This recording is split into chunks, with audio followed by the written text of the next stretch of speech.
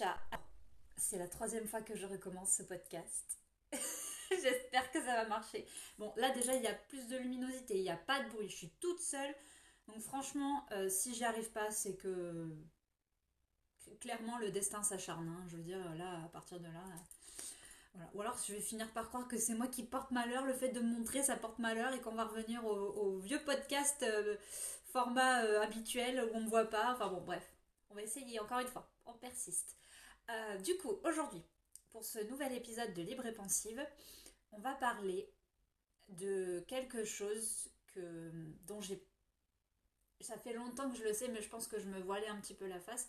C'est quelque chose dont j'ai pris conscience il y a récemment, là, dans ma vie perso. Euh, à savoir, oser dire non. Être capable de dire non, être capable d'imposer ses choix. Voilà, donc le fait de ne pas oser imposer ses choix, ses envies, ses besoins, de ne pas oser taper du poing sur la table quand il y a un problème, de ne pas oser s'exprimer en présence de certaines personnes. Déjà pour moi, ça, l'origine de tout ça, l'origine de ce mal-être, parce qu'on dit toujours qu'il faut revenir à la source d'un problème, c'est le harcèlement. J'ai pris conscience que quand j'étais jeune, je ne m'estimais pas suffisamment. Aujourd'hui, c'est pas ouf, mais il y a quand même un mieux, il y a quand même. Bon, voilà.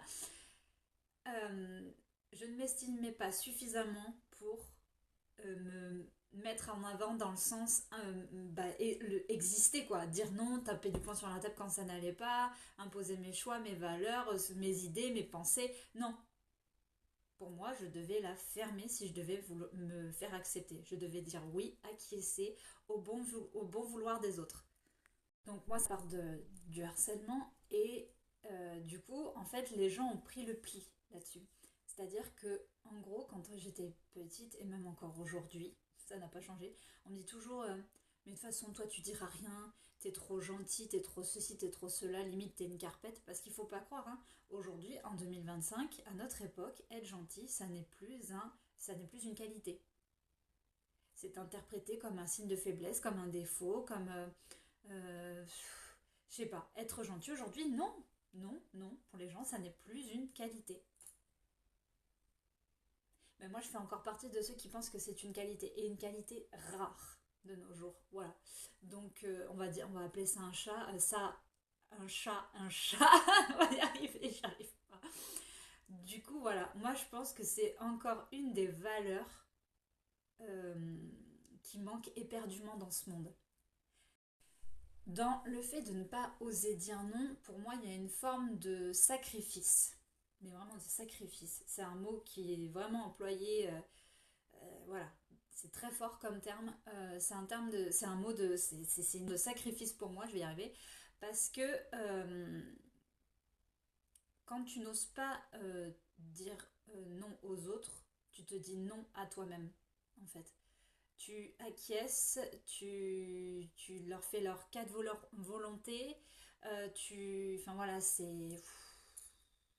au bout d'un moment, tu emmagasines beaucoup trop de choses, beaucoup trop d'émotions, parce que tu te mens à toi-même, tu mens aux autres, parce que tu ne te montres pas tel que tu es finalement. Donc, tu joues un rôle. Et jouer un rôle, c'est beaucoup plus éprouvant que d'être soi-même. Même si c'est pas facile tous les jours d'être soi-même, hein. Alors, heureusement, il y a des gens qui ne vont pas, comment dire, qui vont vous laisser une chance de vous exprimer, qui vont vous laisser cette chance en fait de dire quand ça va pas, qui vont vous écouter, qui vont vous donner de leur temps. Gardez-les ces gens-là, croyez-moi, gardez-les parce que ça court pas les rues. Euh, il y a des gens qui vont te donner la possibilité d'être toi-même. Ça, c'est des pépites. Les gars, je vous le dis direct, vous êtes des pépites. Voilà. Qui ne vont pas être dans le jugement, qui vont te dire par exemple, si tu veux pas, il n'y a pas de souci, je comprendrai. Mais qui le pensent, tu vois. Mais les gens comme ça, alléluia quoi. C'est des cadeaux de la vie, ces gens-là. C'est pas possible autrement. Donc voilà, je pense qu'en fait, et puis t'as des gens qui en profitent du fait qu'ils savent direct que tu vas pas leur dire non, que tu vas rien leur refuser. Ça, c'est toxique. Deviens un peu la marionnette des gens. Ils peuvent faire de toi ce qu'ils veulent. Ce qu'ils veulent. Il y a des gens, ils ont aucun état d'âme, aucun remords à te faire tourner en bourrique, enfin voilà, ils changent d'avis comme de chemise, ils vont te faire miroiter des choses, toi t'es là, tu sais pas quoi répondre parce que toi de ton côté, t'as des valeurs et tu te dis, bah si je lui dis ça comme ça, est-ce qu'elle va le prendre mal? Est-ce que je vais passer pour une chose? Est-ce qu'elle va me parler? Est-ce qu'elle va me considérer encore un minimum? T'as pas envie de passer pour l'emmerdeuse de service. Il n'y a pas d'autre mot, excusez-moi, hein, c'est des gros mots, mais il n'y a pas d'autre mot en fait. Donc, tu n'oses pas. Tu n'oses pas, tu te restreins, du coup tu n'oses pas communiquer, enfin voilà, tu te renfermes sur toi-même en fait. Ne pas oser dire non, c'est se renfermer sur soi-même et ne pas se légitimer. Les gens qui vous permettront de vous exprimer pleinement, de manifester vos émotions, de donner votre avis, qui vous laisseront le choix de choisir. Il n'y a pas d'autre mot en fait. Qui vous laisseront le choix de choisir, de vous choisir carrément même. Alors eux, il faut les garder. Il faut les garder. Et si je vous dis ça, c'est parce que quand je fais un peu le bilan de ma vie, des gens comme ça, je parle pas du noyau familial, les gens les plus proches, bon voilà. Ouais, voilà quoi. Vous avez compris. Donc bon, ça fait réfléchir quoi. Et plus je vieillis et plus je prends conscience que j'ouvre un peu les yeux sur les gens, en fait. Et en fait, je me rends compte que je ne peux compter que sur moi-même pour m'exprimer, enfin faire ce dont j'ai envie, et je ne peux compter que sur moi-même.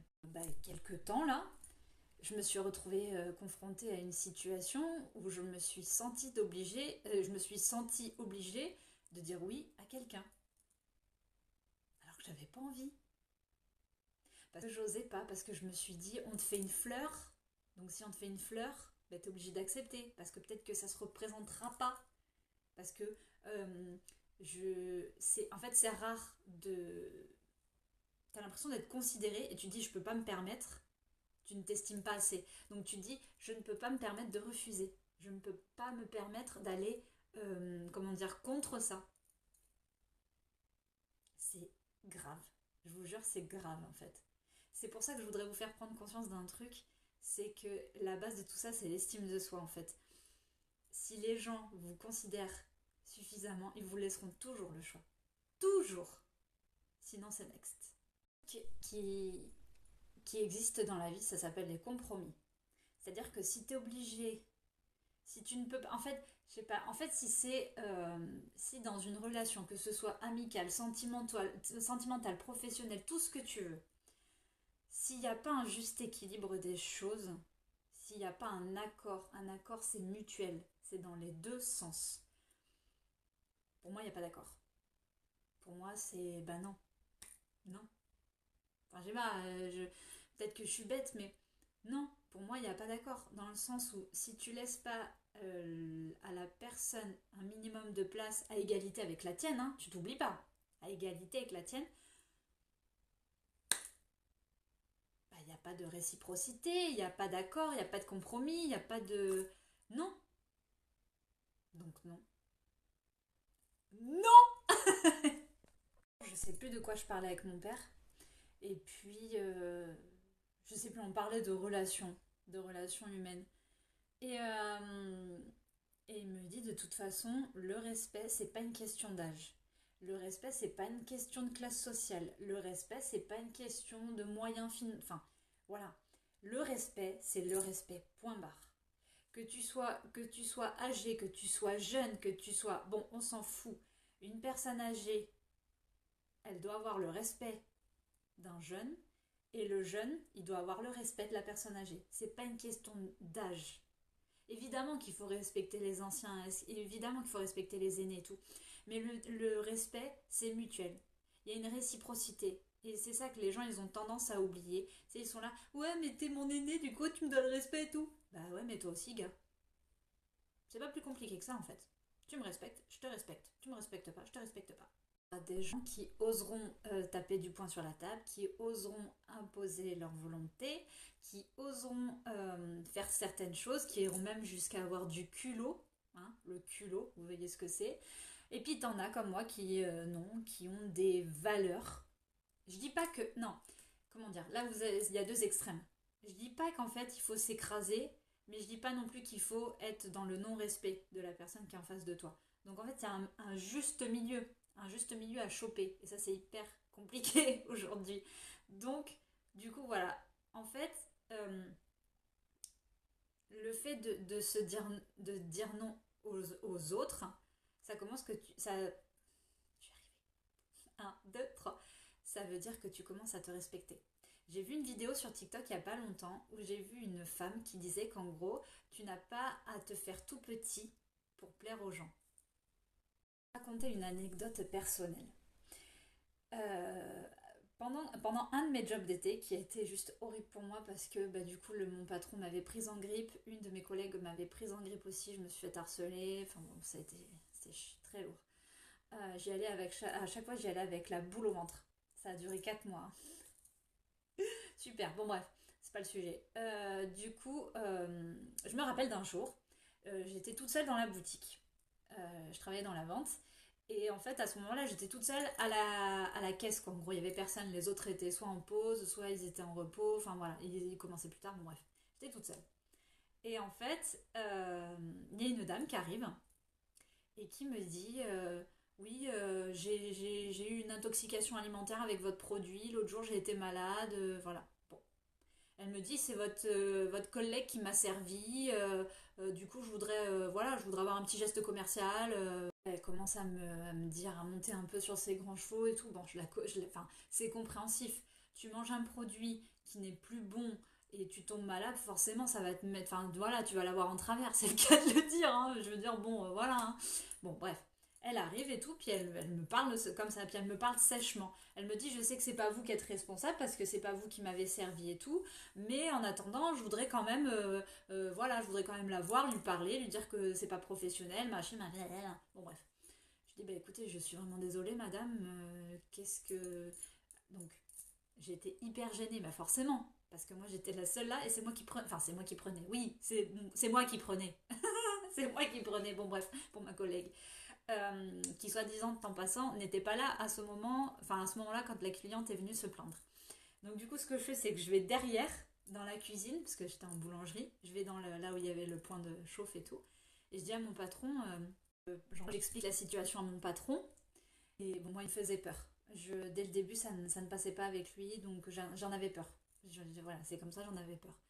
Et du coup, je lui explique la situation, je lui dis que bah, c'est pas moi qui est en cause, enfin bon voilà. Et là, mais je vous jure, c'est vrai sur tout ce que j'ai. Il m'a sorti un truc, je crois que ça m'a cloué au sol. Il me dit, bah c'est pas grave, tu t'excuses comme une merde, tu t'aplatis devant la cliente.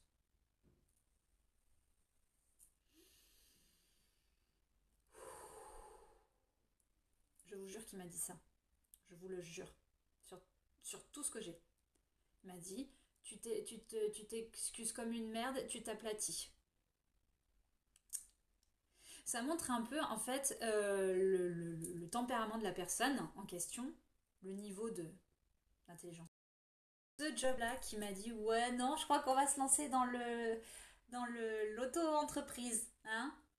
Les patrons, non, c'est bon, j'ai eu ma dose. Parce qu'il n'y avait pas eu que lui, hein, il y en avait d'autres avant. Hein. Bah non. Donc un jour, je me suis dit non, tu vas te démerder toute seule. Même si tu dois en baver, mais tu vas te démerder toute seule. Tu seras ton propre patron et au moins tu n'auras pas de boule là à l'estomac quand tu iras travailler. Tu n'auras pas d'angoisse, tu n'auras pas de pleurs, de crise d'angoisse quand tu rentreras chez toi le soir. C'est une parenthèse. Bref. Donc du coup voilà, bah, qu'est-ce que je fais? Je retourne voir la cliente et je dis bah, écoutez, je sais plus ce qu'il m'avait dit de lui faire, s'il fallait la rembourser, enfin bon, je sais plus ce qu'il m'avait dit. Donc bah, du coup j'essayais de calmer un peu la cliente et puis elle me dit bon bah, elle avait commencé à rabaisser un peu le caquet. Je dis bah écoutez madame je suis désolée vraiment, je suis vraiment désolée, je m'excuse vraiment pour le désagrément, enfin bon voilà. J'en ai rencontré des gens mauvais dans ma vie, mais alors lui je crois qu'il est carrément en tête de gondole, tu vois, il a la palme. C'est... Bon bref. Tout ça pour vous dire que bah, malheureusement il y a des situations quand tu n'as pas forcément de caractère, quand tu n'as pas forcément la force nécessaire pour rétorquer, pour ne pas te laisser faire, c'est compliqué à vivre. Et puis ça t'empêche aussi surtout de prendre des décisions dans ta vie d'adulte. Le fait de ne pas savoir dire non. De dire à la personne à côté, qu'est-ce que je fais quoi? Qu'est-ce que je fais? Je dis non, je dis oui, à ton avis, est-ce qu'elle l'a pas mal pris? Est-ce qu'elle va me reparler? Est-ce que c'est pas mort? Est-ce que je dois pas faire une croix dessus? Enfin bon, tu te fais des scénarios de malade, quoi. C'est... t'en finis plus, quoi. T'en finis plus. Donc, dire non, c'est pas si facile que ça. C'est pas si facile. Voilà mes petits chats. Bon, écoutez, n'hésitez pas à me dire ce que vous avez pensé de ce sujet. Si vous vous sentez concerné par ce truc-là de ne pas savoir dire non, qu'à chaque fois ça vous tord au niveau de l'estomac, que voilà, si vous êtes pas bien, vous stressez et tout, parce que ça renvoie à l'image des autres. Hein. Le jugement est toujours présent, hein, de toute façon, quoi qu'il arrive. Voilà, donc n'hésitez pas à mettre un petit pouce, à liker, à commenter et à vous abonner. Je vous dis à très vite pour un nouvel épisode de Libre Pensive. Bye bye!